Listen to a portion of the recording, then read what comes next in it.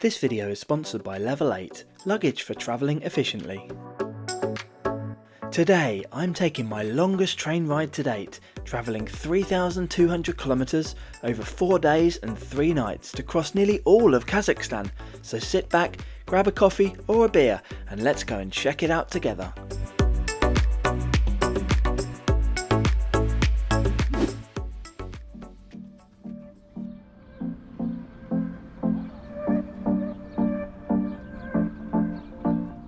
Hello and welcome to my 250th YouTube video. To celebrate this milestone, we're embarking on this epic journey, a 63-hour trip crossing the world's 9th largest country from west to east. Our journey starts in Aktau, a seaside resort of 270,000 people located on the eastern shore of the Caspian Sea in the far west of this Central Asian country. The region has hugely varied landscapes, from beaches to vast deserts, lowlands, plateaus and mountains. We explored many of these areas on our short stay in the region and were very surprised it's not more popular as it's so interesting and diverse. The highlight for me was the 4x4 day trip we took to the Tambali Sai Canyon, Valley of Bulls and the surrounding area, around 2 hours to the north of Aktau.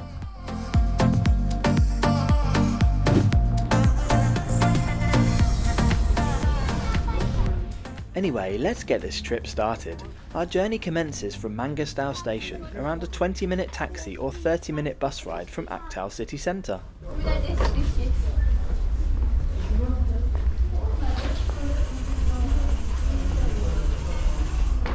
The station is quite small but has shops and takeaways outside and a few amenities inside, such as a departure board, toilets, a staff ticket office and a small restaurant.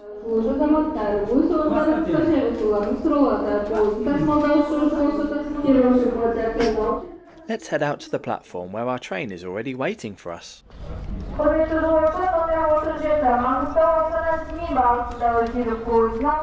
It's formed of 12 coaches, a mix of mainly third-class Platzkart coaches, but also second-class coupe coaches where we'll be travelling today.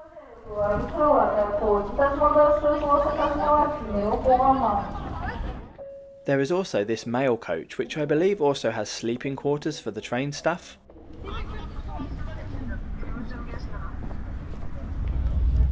Haulage will initially be provided by this big guy. It's a General Electric TEP33A diesel-electric locomotive which has a top speed of 160 km per hour and a power output of 4,500 kilowatts. Well, I was just about to board, but a train pulled up on the other side of ours, and as there are no bridges or underpasses, everyone had to climb through our train to get to the station. It was quite the scene. Okay, now we can go and find our second-class coupe room, which will be home for this epic trip spanning the next 4 days and 3 nights. I'm travelling with Superalps and Simon Anderson on this trip, and we've booked all 4 beds for a private occupancy of this room, which on first impressions looks very modern and clean.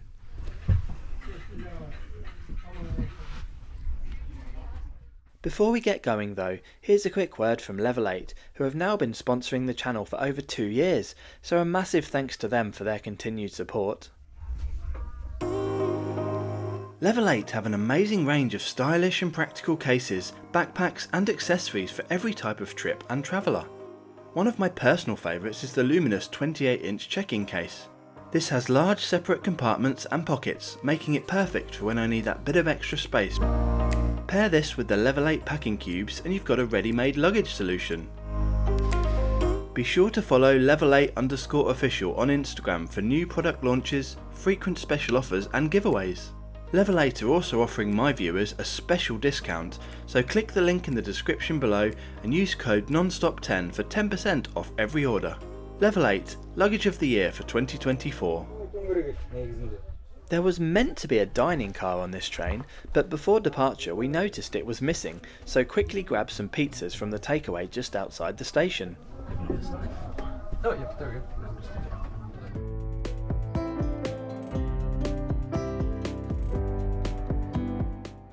Now let's check out the mega route across Kazakhstan, from Aktau on the Caspian Sea to Semi, near the Russian border in Siberia.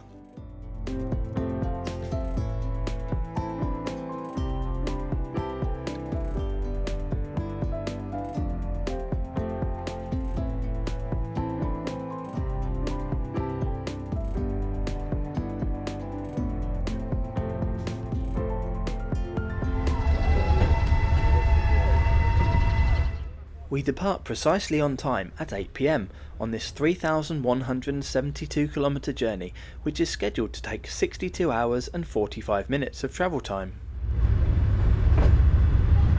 The price is 36,805 Kazakh tenge in coupe or second class where we'll be travelling. We had to buy all 4 beds to get the private room for the whole trip. However, it costs 23,767 Kazakh tenge to travel in Platzkart or third class, which is open dormitory style beds, which we'll look at later on. These are the only 2 types of accommodation available on this train. There is no seated option. As I mentioned before, there should have been a dining car in the consist, and one was indeed present on the return direction working of this service. I guess we just got unlucky with a broken coach. Moral of the story, always bring some food and drinks with you on trips like this. There are plenty of long stops where you can jump off and buy platform food or pop into the station shops, but it's best to be semi-prepared. As this is such a long trip, we'll wait until tomorrow to do the full room tour. However, here are the amenities that were given out shortly after departure by the provodnik or carriage attendant. There was a tea pack which consisted of a reusable cup along with tea, coffee, sugar, a stirrer and a small chocolate. And an amenity kit which had a toothbrush, toothpaste, soap, a wet wipe, a tissue, a comb and a shoehorn inside. There might not be a great deal to see on the endless western Kazakhstan steppe, but I'll take a beautiful sunset like this any day. Different, but still great train window views.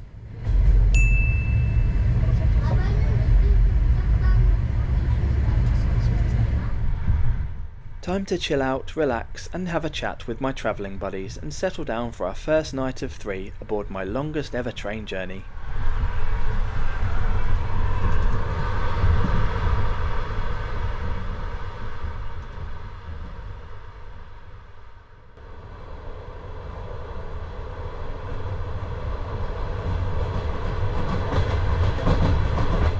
And good morning from a goods yard somewhere still in western Kazakhstan. I had a really great sleep for around 9 hours. The coaches are very smooth and ride really well, and also the beds are super comfortable, no complaints from me.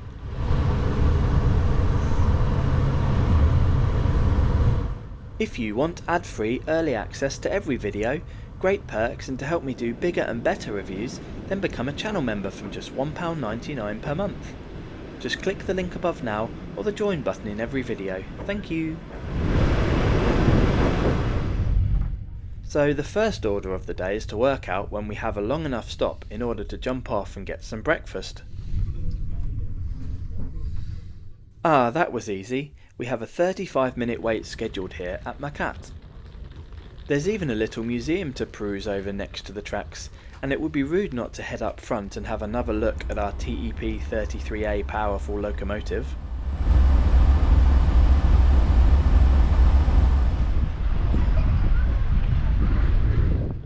And here are the typical station shops selling homemade bakery items, packaged snacks, sweets, pot noodles, hot drink sachets, cold drinks and ice creams.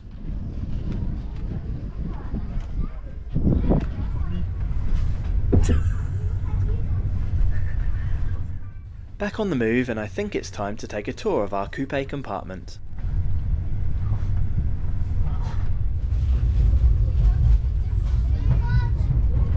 Each one has 4 bunks, 2 upper and 2 lower.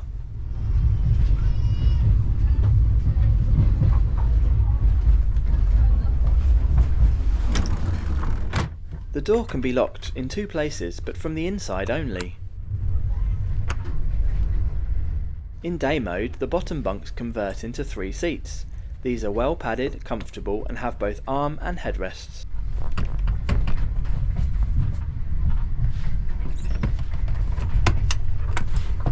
Then you can release this catch and it will become the bottom bunk like this.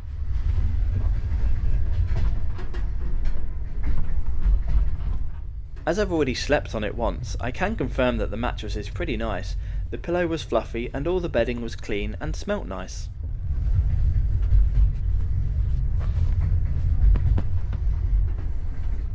You are also provided with top sheets and a towel. Blankets are available, but we didn't need these. The headrests of the seats can be opened up to find storage compartments and rails for hanging clothes up. Personal reading lights are here too, but I think they need to be activated centrally. Each bunk also has its own European style power socket. Luggage storage can be found under the bottom bunks with additional space over the corridor. Above the main door is the control panel for the various lights, an attendant call bell, toilet occupancy indicators and announcement volume controls. Here are some fold down steps which provide easier access to the top bunks. The TV on the wall didn't work as far as we could see. We also had to fix this piece of string to the safety bars so they wouldn't keep flopping down. The top and bottom bunks were both of the same comfort. The room also has a large and sturdy table which can be folded down out of the way if necessary. The coach is air conditioned, but it also has a small opening window for more ventilation, and 2 blinds, one translucent one for shading from the sun and one blackout blind for sleeping. Overall, a pretty new, very smart and well kept compartment with all the amenities you could need for these long trips. No showers are available on this train, which is okay on the first or second days, but by the 4th day with 3 lads sharing a room, even the baby wipe downs were starting to fail. Advice: bring lots of deodorant. In every coach there is a traditional samovar which dispenses hot water so you can make your own tea, coffee or pot noodles, etc. The Provodnik also has a selection of hot and cold drinks along with selected snacks for sale from their compartment.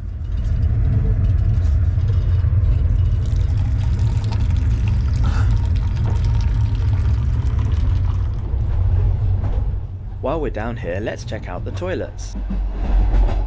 There are 2 in every coach and all are Western style in these newer coaches. Toilet seat covers and toilet roll were present.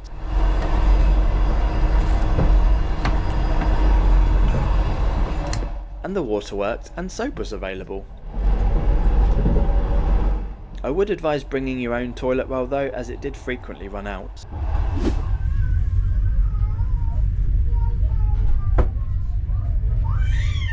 Now, as we are heading into the early evening on the second day, we have entered the Aktober region. We make a few 15 to 20 minute stops over the next couple of hours, which allows some shopping for food and drinks from the platform vendors and station shops.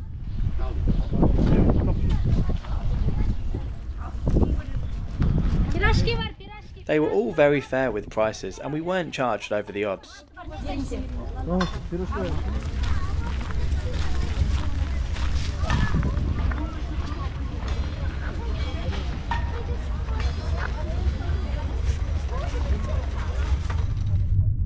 I have to say Kandigash has got to be my favourite station name of this trip.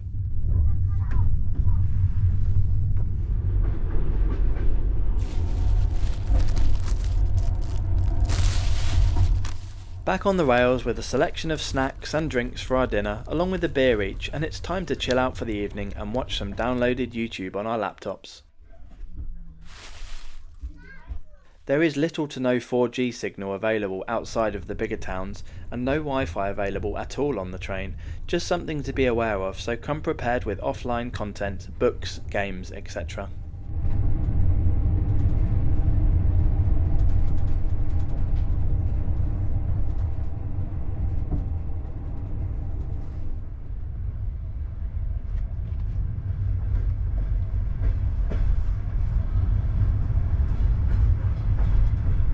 Day 3 starts very much the same as the previous one. After an uninterrupted sleep of around 9 hours, I wake up to some very ex-Soviet townscapes. However, this morning we do have the added excitement of a locomotive change at Tobol, as the line is electrified after here, and then it's full steam, or should that be full volts ahead towards Astana, Kazakhstan's capital city. I do hope it's still called Astana by the time this video goes live, as they love changing the name. It's recently been called Nur-Sultan, and before that Astana again. And previous to that, Akmolinsk, Selinograd and Akmola. Sorry, I have no idea why either.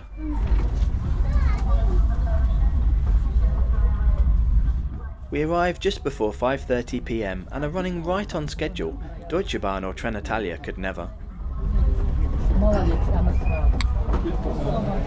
We also have a scheduled stop here of 40 minutes, so it's definitely time to go and find some food. Also, most of the people already on the train got off here, and a completely new set got on for the last 18 hours or so of the journey. Yes, it seems not everyone is quite as mad as us. On departure from Astana, we see a couple of Kazakhstan Railways Talgo coaches that seem to have been on fire. These are the newest coaches in the fleet and are used on premier long-distance services in the country. I'll have a video coming up soon on board these very European coaches, so make sure you're subscribed so you don't miss this.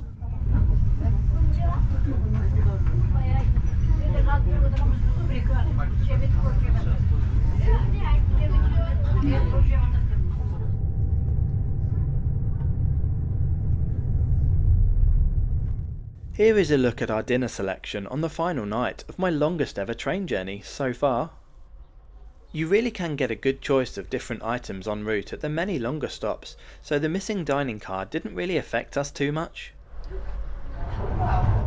And here's a look at one of the Platzkart third class coaches. It was pretty busy with lots of families, so I couldn't really film it properly. The beds are in open bays of 6 in dormitory style. It doesn't really feel like I've been on this train for around 50 hours at this point. I can imagine if you were travelling alone and didn't have things to keep you occupied, then it could get a bit monotonous, but I've really enjoyed the slower pace of seeing the country roll past the window, chilling with my friends and not having any real place to be at any given time.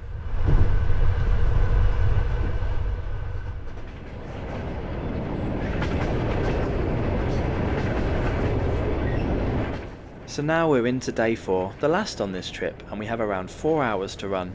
I can honestly say that I slept as well on this train as on any other I've been on previously. The ride quality is very good and the mattress is comfortable. This morning we will change back to a diesel locomotive again for the last few hours of the trip, as the electrified section ends at Pavlodar.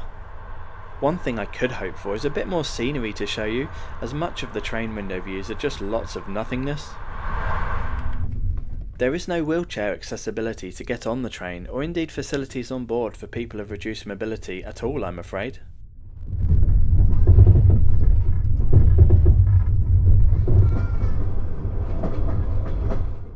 On the approach to Semi, we cross the majestic 4,248 km long River Irtysh, which also flows through Russia and China.